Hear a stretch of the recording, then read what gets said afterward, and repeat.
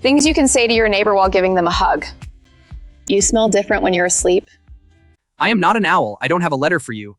This is not Hogwarts, and you really can't understand me. You're just insane and forgot to take your pills. I am your subconscious and trying to remind you before it's too late.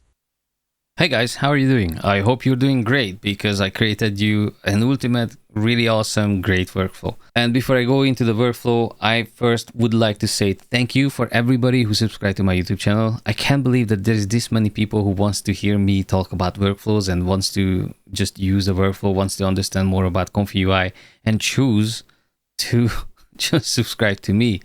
Wow, this is just the most amazing thing ever. So thank you for that. And also thank you for all the people who joined my Discord, because on my Discord there's like extra stuff if you would like to come there. There's no other place where I upload the JSON format. I'm sorry. If you're okay with like just video or image workflows, you can find them on SimmitAI on my profile. I link everything into my description in my videos. Like, let's say you're watching a video right now, and if you are interested in the links, then you would have to come down here, click on the more icon, and then just scroll down and check out the links, or Discord, or I don't know, the next video if you want. And on my channel, you can find more videos about these workflows. If this is the first video that you find on the internet, you can watch the other ones. I think I'm gonna create like a different workflow playlist for like video and different workflow playlist for images. There's also another thing that I want to tell you guys, because people who subscribe to me, people who join the Discord, you may know it because I may have mentioned it, but I am going to create more videos on how to actually create a little bit better content. Like, there's a lot of people who are telling me that they are curious about how did I make the seamless transition in the previous video, in Flux to Client video. How did I make certain things? And well, I mean, I was a video editor for like a few years. When I started doing this, my first thought was, when I started using AI, is cool, when can I replace Photoshop? And then my second thought was, when can I replace Adobe After Effects and Premiere Pro and whatever, where I don't necessarily would recommend completely replacing a video editor program for now, just yet, because video editor programs are super complex. But, and I'm sorry Adobe, but I paid you so much money during these years that I have to say this. You can completely unsubscribe from Adobe. There is so many products out there. If you are mixing them with all of these AI workflows, you don't need Adobe anymore. It's useless, and I'm serious. What I use is just DaVinci Resolve and Affinity Photo Editor if I need to. But nowadays, these photo editors are crazy. So because of that, I'm going to make like a big playlist on how to actually make more efficient versions of these clips that you're creating. And I think with that, and with a lot of other people's efforts, eventually we're going to reach a time when AI slop is just going to be something that's going to be the past. And the next version of AI is just going to be normal videos that everybody likes to use. You know, when the first filters came in and everybody was like, hey, what is that? But now everybody is just using filters on everything. That's the form of AI anyways. But don't tell them that, because maybe they're going to hate on that thing. Although maybe not. Anyways, let's go with this workflow thing, right? Because that's why we are here for. So in this workflow, the first thing that I was paying attention to and the first thing that I wanted to solve is the audio input. I wanted to make sure that you can use the normal LTX2 generated audio, but you can also create audio, create a clip with your own audio as well. If you want to use the LTX2 audio, I named it input 1 and I named your audio input 2. I had to name it because I put in these two switches here, and I'm sorry, I couldn't really find a better logic for this thing. Like I might find some in the future, but like right now, this is it. So the way it works is that you have to activate or deactivate one of the nodes. Sorry, node groups, because they're in groups. And let's say you want to do your lip sync and you forget to put this on number 2, right? It's supposed to be on 2 because lip sync is input 2. Let's say you forget it. If you forget it, no worries. It's going to tell you.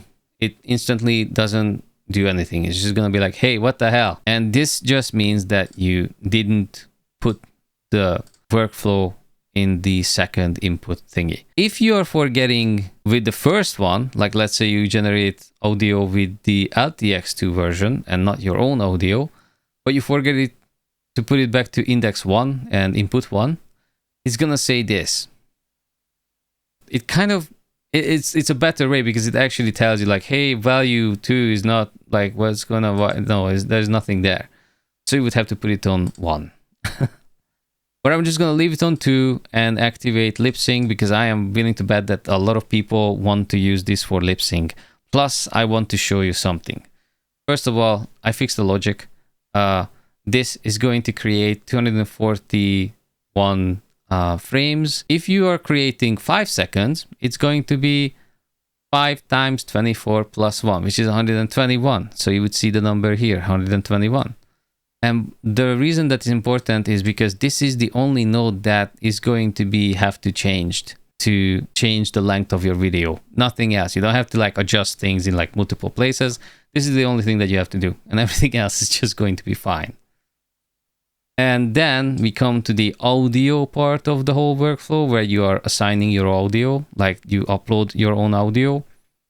And here, the only thing that you may need to change, because there's a lot of people, as I said, who have told me that they want to create music videos or other type of videos. And if you already have a generated audio, and let's say you generate like 10 seconds, so the first 10 seconds is done, but you want to generate the next 10 seconds, this is where you have to change. You have to change to 10 because it has to start at exactly at 10. Because you generated 10, so you have to continue with 10. And so on and so on. So like next 10 seconds is like 20, next 10 seconds is 30. So, you know, like increasing the number by the amount of seconds that you're generating. But I'm just going to leave this on 0 because there's a lot of people who just wants to generate a short audio and nothing more. I included this clip loader. It's a normal VHS video loader, however, with different settings. So at first I was going to connect this up to like the frame per second, but that's just not gonna work because what if you want to upload a clip that has like 60 frames? I don't want you to do mathematics when you don't have to. The thing with this one is that I just leave this here for you because if you like a sound or a monologue or something that you have a clip of, you can load it up with this. Like you just load it up with this thing and you put the audio and just plug it in here. And then you can generate your video with the audio from that clip.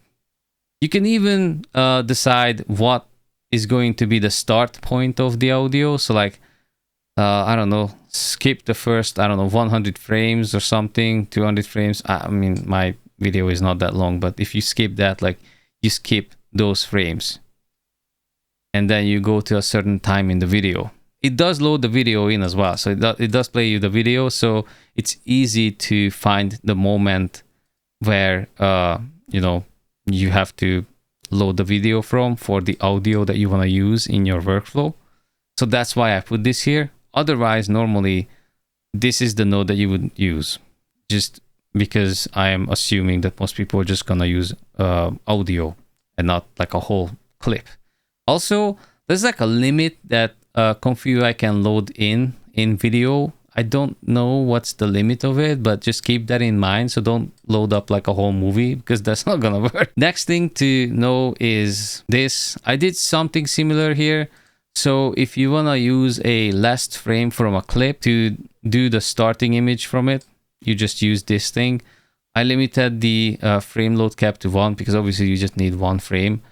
And the same deal, you just have to decide like what part of the video you want to start from, or you can just use the image. The next part on the workflow is the models. There was a question before if I could actually tell someone how to use most of the models with like some similar workflow, and this is the similar workflow. Basically, you literally do not need to change any of these things, and you're gonna be able to use the LTX2B 19B distilled Q4KM GGUF or the non-distilled version and a lot of other GGUF because the Gemma loader is actually just working with those ones. Like this Gemma model loader is working with most of the GGUF versions.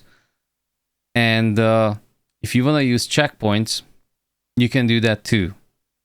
And you can see that this model loader node is connected here. So literally you would just have to pull this in here. And that's all you need to do. and then you can load in checkpoints. But as I said, keep in mind that only the FP8 checkpoints are going to work because this is an FP8 Gemma. If you want the other checkpoints to work with that thing, you would need the other Gemma model loaders. Just keep in mind, this is for like FP8, FP8 distilled, and GGUF. All of those are going to work with it, most likely, like a 99% chance that most of them are going to work with it. In my opinion, I really like the GGUF versions because the GGUF versions are actually giving me a lot better results a lot of times. So I am just going to continue using them. I'm probably going to start using like a larger model than the Q4. I mean, why not, right? Like the larger you use, the better the quality you get. What I noticed is that sometimes if you start swapping around some nodes, putting some extra nodes into the workflow, introducing some extra stuff, even the most simple nodes can interfere with the distilled models. And it doesn't matter if it's a GGUF distilled or if it's a checkpoint distilled. If you are willing to use the distilled loaders, when you change other stuff in this workflow, just keep in mind that you may break something. Because I spent like a day trying to figure out what the hell is going on with the other workflow that I was testing. And I don't know, dude. Like, it was just not following the prompt. Like, this is like a very versatile workflow. Like, if I want to be honest, I think the fastest that I saw this thing work is with the distilled version of this one. And I'm pretty sure it's because when you do the distilled versions, you don't need to load in the distilled LoRa. For now, because I am not going to use the distilled versions anymore because I don't like them that much, I'm going to turn on my distilled LoRa loader and I'm just going to use that until something else comes out that's better. But for now, I'm just going to just keep using this thing. Everything else is kind of the same in the workflow. So in my opinion, none of these things need to be changed unless someone actually finds something way better than what I have here. I think what people say is that the best quality that you can get in theory is going to be with the sampler Res2S. I guess maybe that's worth looking into. Right now, I generate these with Euler, Ancestral, and LCM, but you can put the second sampler on Res2 and then see how it does. Like, it's really not a big deal. It just kind of seems like stable, I guess. That's why I'm using it this way, because it really generates like good quality. So yeah, let me know how you do with these. If you want to get, as I said, want to get the JSON files, come to the Discord. If you want to get notified all the time, probably turn on the notification bell. And if you want to get the extra stuff, come to the Discord.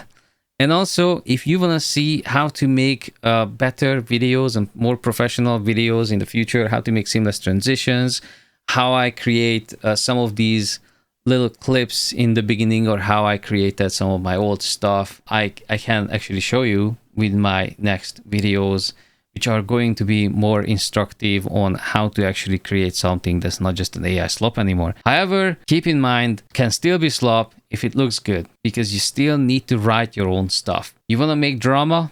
Write your drama. You want to make jokes? Write your jokes and don't steal them. And if you steal them, do it smart. Okay, thanks for watching. And I hope you're gonna continue watching me. I'm gonna keep making workflows, obviously, but I thought I'm just gonna make those videos as well as an extra appreciation for the community who are curious on how to make better quality videos with AI and how to stop the slop. Maybe I'm just gonna name it like that. All right, bye. See you guys.